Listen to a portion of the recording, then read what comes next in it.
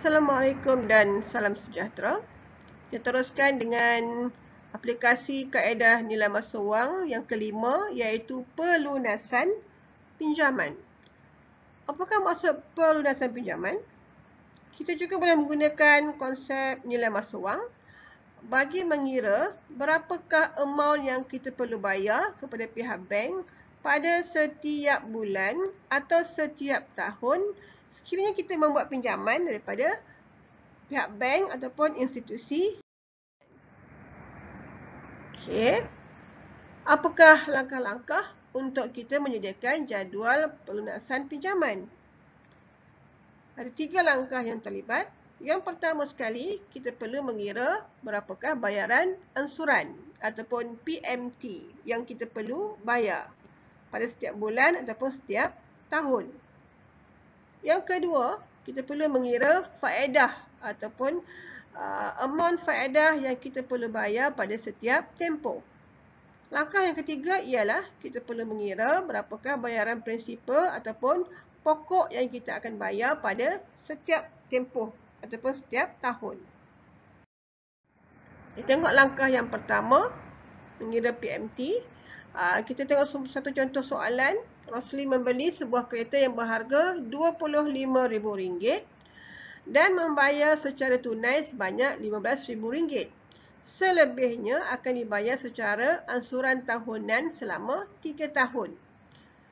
Bayaran pertama dibuat pada akhir tahun ini dan kadar faedah atas pinjaman adalah sebanyak 7% setahun dan anda diminta menyediakan jadual pelunasan pinjaman. Cuba anda lihat pada soalan yang diberikan di sini, baca dan faham. Rosli membeli kereta dengan harga RM25,000 tetapi dia telah membayar sejumlah RM15,000 secara tunai. Bermakna Rosli hanya meminjam dengan pihak bank sebanyak RM10,000.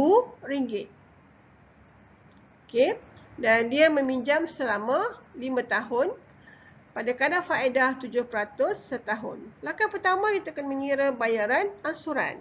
Sila keluarkan maklumat yang diberi di dalam soalan tersebut. Maklumatnya ialah PVA ataupun nilai kini anuiti adalah sebanyak RM10,000. I ialah 7% setahun. N ialah 5. Cari PMT. Oleh kerana kita diberi amount PVA, jadi anda mesti menggunakan rumus PVA. Anda boleh menggunakan rumus algebra ataupun jadual nilai masa wang, tapi kita akan gunakan jadual nilai masa wang kerana jadual akan diberi di dalam peperiksaan anda. Okey, kita gunakan rumus PVA bersamaan dengan PMT darab PVI FA I N. Bila masukkan nilai PVA dan nilai I dan N, cari nilai faktor, nilai kini anuiti biasa, dan kita akan dapat PMT adalah RM2,438.91. Seterusnya, langkah yang kedua ialah menyediakan jadual pelunasan pinjaman. Okey, anda perlu menyediakan jadual yang mempunyai 6 laju. Laju yang pertama ialah tahun, yang kedua baki awal, yang ketiga ansuran ataupun PMT yang kita kira tadi. Laju yang keempat ialah nilai faedah, yang kelima prinsipal ataupun pinjaman pokok yang kita pinjam, dan yang akhir sekali ialah baki akhir pinjaman kita. Okey, mula-mula anda masukkan dulu, kita letakkan kotak ini. Kita boleh terus masukkan tahun pinjaman, iaitu bermula kosong, iaitu pada hari ini, dan seterusnya tahun 1 sehinggalah tahun 5. Seterusnya, masukkan nilai ansuran yang Rosli perlu bayar pada setiap tahun, bermula tahun 1 sehingga tahun yang kelima. Okay, langkah yang seterusnya ialah kita akan pindahkan baki akhir. Okay, baki akhir pada hari ini ialah RM10,000 yang dipinjam oleh Rosli. RM10,000 akan dibawa ke tahun yang pertama sebagai baki awal pinjaman. Langkah seterusnya ialah kita akan mengira berapakah faedah yang perlu dibayar pada tahun yang pertama. Faedah dikira dengan mendarabkan baki awal dengan kadar faedah yang diberi dalam soalan iaitu 7%. Jadi faedah ialah RM700.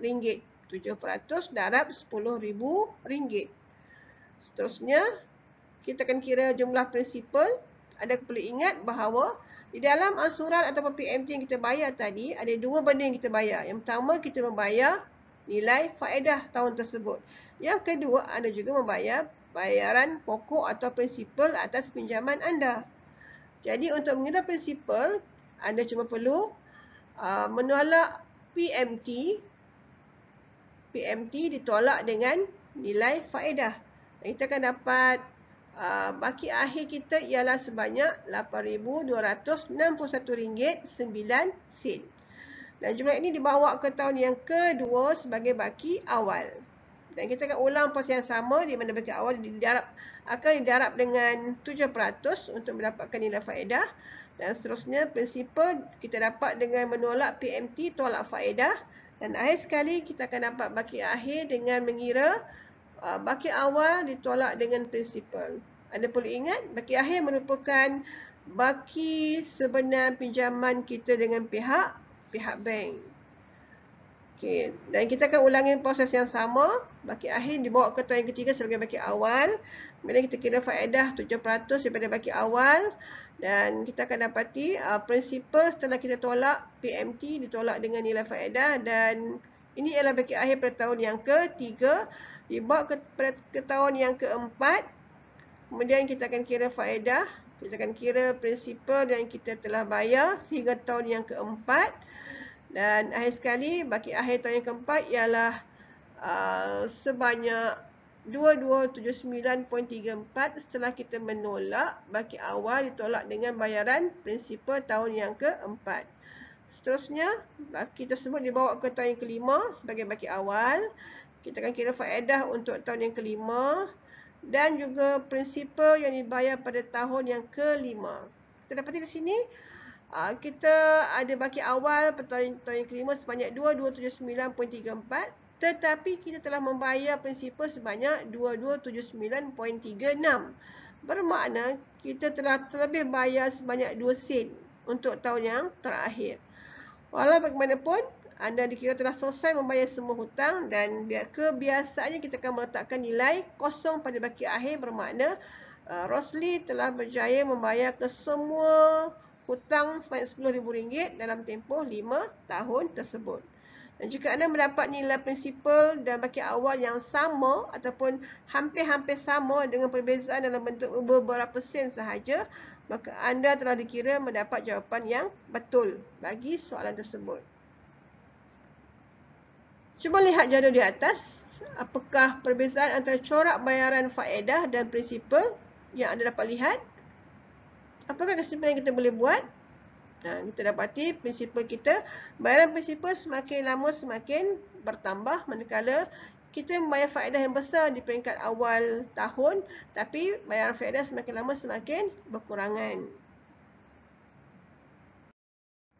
Cuba lihat contoh soalan yang diberikan di sini. Contohnya, mesin basuh. Harga mesin basuh yang ditawarkan ialah RM480. Bayaran bulanan selama 3 bulan dan kadar faedah 5% sebulan. Cuba anda bina jadual untuk membayar balik hutang membeli mesin basuh tersebut dalam masa 3 bulan. Jadi, langkahnya sama sahaja seperti tadi. Kita perlu sediakan step yang pertama ialah kita perlu mengira PMT. Dalam kes ini kita diberi PVA ataupun harga mesin basuh ialah RM480. N adalah 3 bulan, manakala I ialah 5% sebulan. Kerana kita diberi PVA, kita akan gunakan rumus PVA, masukkan nilai PVA, nilai I dan N, dapatkan nilai faktor bagi nilai kini annuity biasa. Dan kita akan dapati PMT adalah 176.26 sen. Seterusnya, step yang berikutnya ialah jadual pelunasan pinjaman. Pada jadual ini, kita dapati bahawa pada bulan yang ketiga, amount baki awal adalah sama dengan bayaran prinsipal. Bermakna, kita telah berjaya melangsakan hutang dengan meninggalkan baki kosong pada akhir tahun yang ketiga. Cuba selesaikan soalan yang diberikan di sini. Syarikat Izzati meminjam RM10,000 selama 5 tahun, kadar faedah 9% setahun. Sila bentukkan jadual pelunasan pinjaman syarikat Izzati. Dan langkah pertama ialah anda perlu mencari nilai PMT bagi pinjaman tersebut. Selamat mencuba. Sekian, terima kasih.